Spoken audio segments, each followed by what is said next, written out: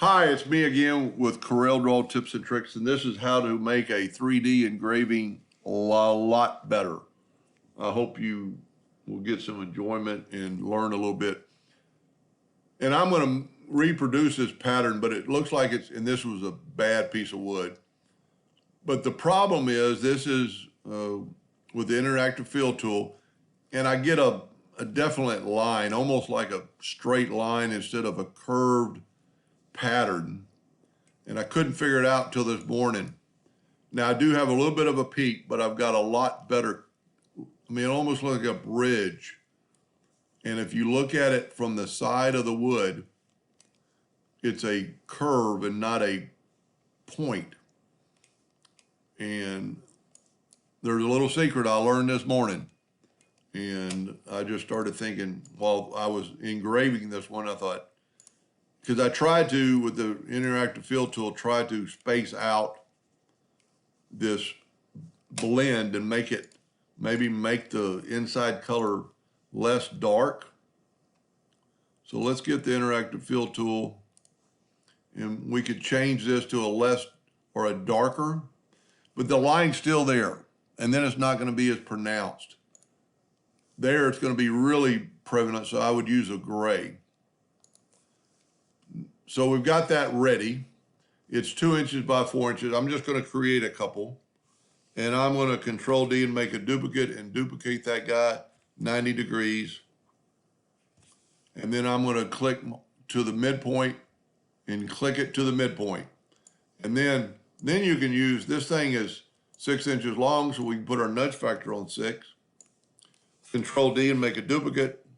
Control D, and just keep going till the cows come home. Now let's set it, this is actually 2 inches, but that's probably 3, so let's just set it on an inch. Control D,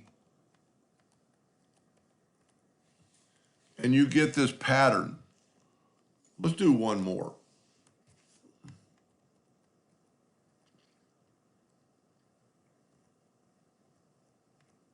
Well, I should have stayed where I was. So you get this pattern. Let's do this. Let's grab it all. I don't think they're grouped together anyway, but we're going to ungroup them. They're ungrouped. So let's take this one off, this one off, this one off, kind of get a little more square pattern. Now here's the key. Whoop, I'm going to show that back off in a second. When you go to the shop and you're running this thing is huge. Don't ever run your first 3D that big. Let's make it, scale it, let's just make it 4 inches long. And we have this pattern. Now the bigger you're engraving, the better it's gonna look in this, because it's gonna have more room to react. And that's partially why we probably get that peak. But here's the key.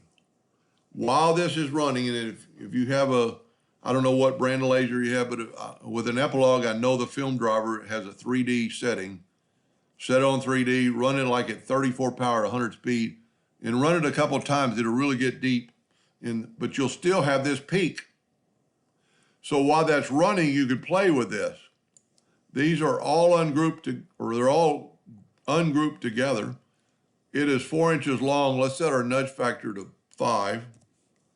Let's grab this and make an outline, a boundary. Nudge it out of the way.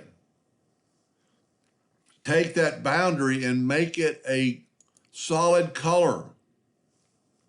So you've run this twice on 3D, and it looks pretty good, but it's got this peak. Put this in the same spot, take away the outline, and run this.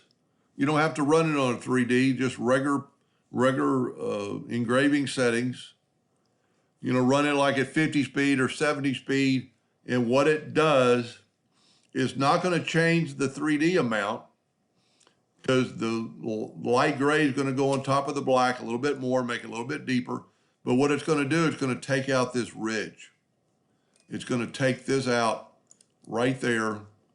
It looks like rooftops compared to, now this one does a little bit and that one does too, but the ones going uphill, I mean, well, if you look at that, on that side shot, it's a constant curve.